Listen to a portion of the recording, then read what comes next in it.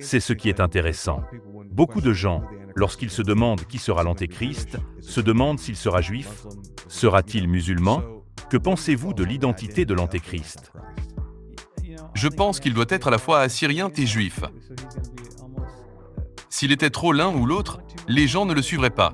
C'est étonnant de voir comment Dieu s'y prend pour qu'il y ait juste ce qu'il faut pour attirer ce groupe. Juste ce qu'il faut pour attirer ce groupe, et il qualifie, il remplit les critères. N'hésitez pas à liker la vidéo si elle vous plaît, et si vous êtes nouveau sur la chaîne, n'oubliez pas de vous abonner et d'activer la notification pour ne rater aucune de nos prochaines vidéos. Allez, on commence. Alors bonjour à tous, aujourd'hui on a un document assez spécial, c'est une conversation qui a eu entre deux pasteurs américains, il faut dire, donc voilà, quelqu'un a dit « Oh, les eschatologues américains, il faut faire attention », mais c'est assez interpellant quand même, ça fait réfléchir.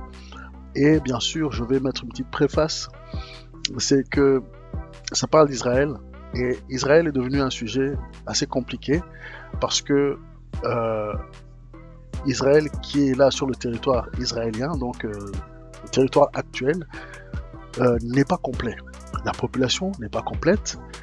Là, on pourrait dire que c'est peut-être Juda, Benjamin et Ephraïm qui sont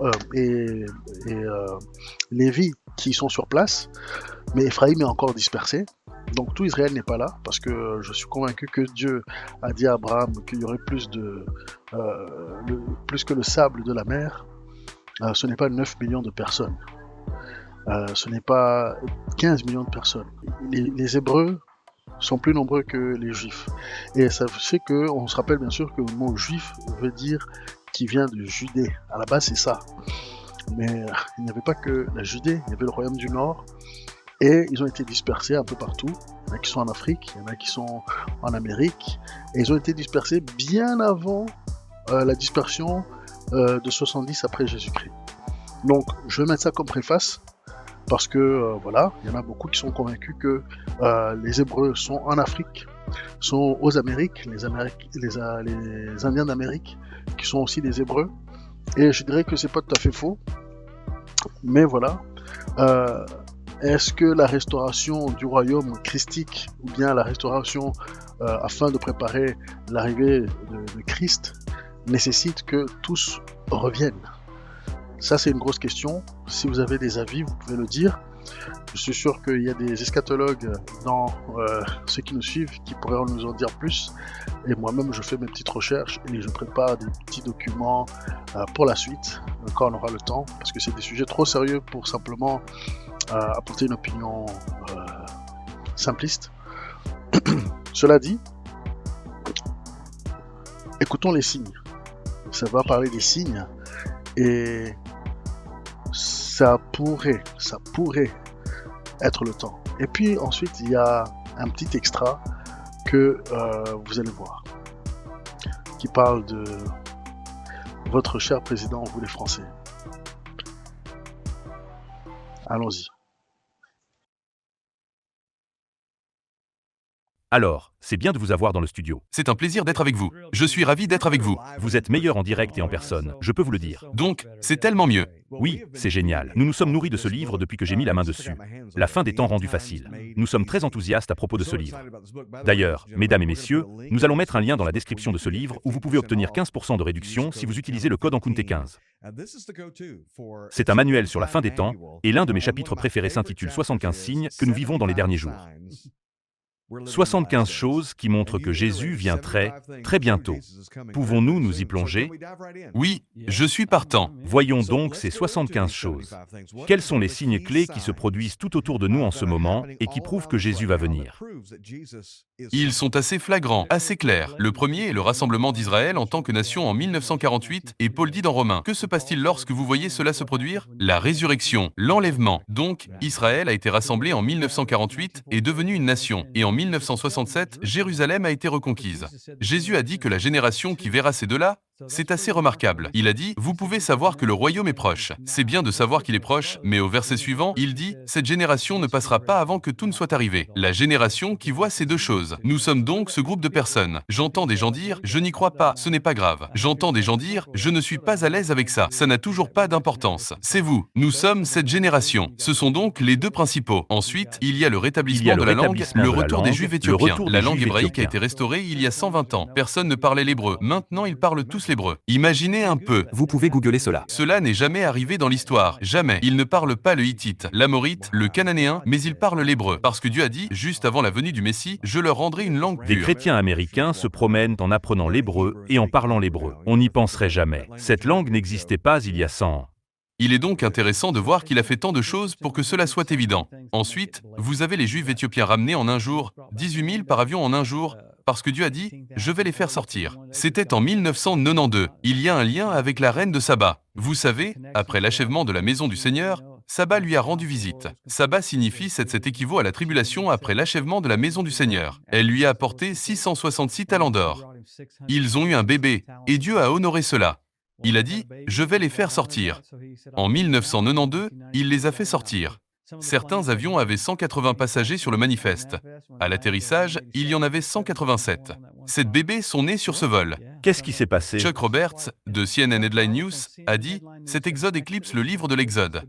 Je me suis dit « Waouh, quand CNN se met à prêcher sur ce que fait le Seigneur, vous feriez mieux de lever la tête. Allez. Voilà qui est remarquable. Ensuite, vous avez, je veux dire, il y en a tellement. Il y a eu la renaissance de l'Empire romain, une plateforme pour l'Antéchrist. Vous avez la fertilité de la terre d'Israël. Nous n'avons même pas le temps de parler de tout cela. Mais il y a 120 ans, Mark Twain était là et a dit « La terre est si désolée qu'elle ne peut pas supporter la vie. » Pourtant, Israël produit 90% des fruits de toute l'Europe dans un pays de la taille du New Jersey. Je veux dire, pensez à manger ce matin une pomme fabriquée dans le New Jersey, une poire fabriquée dans le New Jersey, une banane fabriquée dans le New Jersey. Qu'est-ce qui se passe avec le New Jersey? Israël surproduit parce que Dieu a dit « Je bénirai le pays ». C'est incroyable. Et puis vous avez mentionné quelque chose que vous avez passé sous silence et sur lequel je voulais revenir. Il s'agit de la renaissance de l'Empire romain. Que entendez-vous par là? Qu'est-ce qui est en train de renaître aujourd'hui? Les États-Unis d'Europe, l'Union européenne. Je suis allé de la Norvège à la France. Ils ne vérifient même pas votre passeport. C'est comme si vous viviez aux États-Unis. Et je crois que c'est une plateforme pour l'Antéchrist. Le bâtiment de leur capitale à Strasbourg, en France, ressemble à s'y méprendre à la tour de Babel. Ils l'ont fragmentée au sommet pour la rendre ainsi. Et leur slogan est « Nous n'avons pas besoin de Dieu. Nous serons nos propres dieux ». C'est donc très important. Je veux dire, vous voyez un vaisseau pour l'Antéchrist qui va entrer en scène et dire « Ok, nous avons un moyen parfait de régler tout ça ». C'est intéressant. Quand on a vu les Jeux Olympiques, on avait l'impression que tout cela était exposé. Oh, c'est vrai, et je pense à la France qui affiche cela. Je pense même à Emmanuel Macron. Emmanuel signifie « Dieu avec nous ». Macron signifie « une marque ». Il est mi-syrien, mi-juif. C'est un peu comme une marque. Et nous savons que l'Antéchrist ne peut pas être révélé avant notre départ. Mais s'il n'est pas l'Antéchrist, il a raté une belle occasion. Ok, alors, attendez une seconde. Nous ne l'identifions pas comme l'Antéchrist, mais c'est fascinant. Vous crachez ces faits étonnants, cette révélation profonde et cette compréhension si rapidement. Emmanuel Macron, oui, ça veut dire quoi? Redites-nous cela. Emmanuel signifie « Dieu avec nous » et Macron signifie « la marque ». Il a dit quand il a dirigé l'UE l'année dernière « Je vais avoir un règne jupitérien ». Et c'est un règne de roi. Il ressemble même au type de la série que Left Behind. Je n'aime pas être bizarre, mais je le regarde et je me dis « Tu t'en sors plutôt bien ». En termes de caractéristiques identifiantes, t'es en plein dans le mille, tu t'en sors plutôt bien. Et combien de personnes sont à la fois syriennes et juives? Parce que les juifs vont penser qu'il est le Messie. C'est ce qui est intéressant. Beaucoup de gens, lorsqu'ils se demandent qui sera l'Antéchrist, se demandent s'il sera juif, sera-t-il musulman? Que pensez-vous de l'identité de l'Antéchrist? Je pense qu'il doit être à la fois assyrien et juif. S'il était trop l'un ou l'autre, les gens ne le suivraient pas. C'est étonnant de voir comment Dieu s'y prend pour qu'il y ait juste ce qu'il faut pour attirer ce groupe. Juste ce qu'il faut pour attirer ce groupe, et il qualifie, il remplit les critères. Et je sais qu'il ne peut pas être révélé avant notre départ. Paul l'a dit. Mais nous sommes si proches. Je ne doute pas un seul instant qu'il soit sur la scène. Croyez-vous que Dieu, ou le diable, a toujours eu un antéchrist attendant dans les coulisses, essayant de faire avancer son agenda, et qu'il doit donc être vivant aujourd'hui? Je le pense, car je sais que le diable ne connaît pas le temps. La Bible dit qu'il ne sait pas que son temps est compté jusqu'à la mi-tribulation. Il ne le sait pas. C'est un idiot. Il est stupide.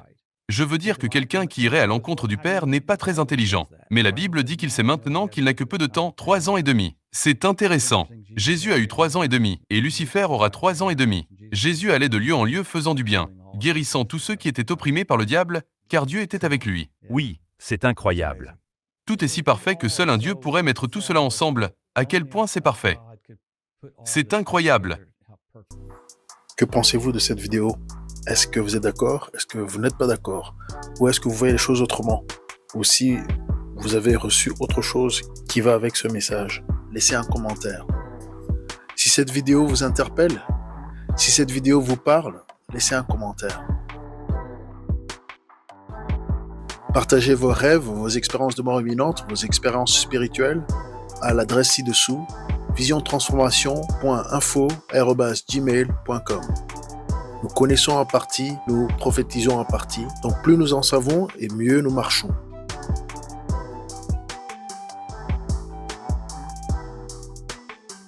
Vous pouvez désormais soutenir la chaîne via PayPal ou en nous achetant un café. Les détails sont dans la description.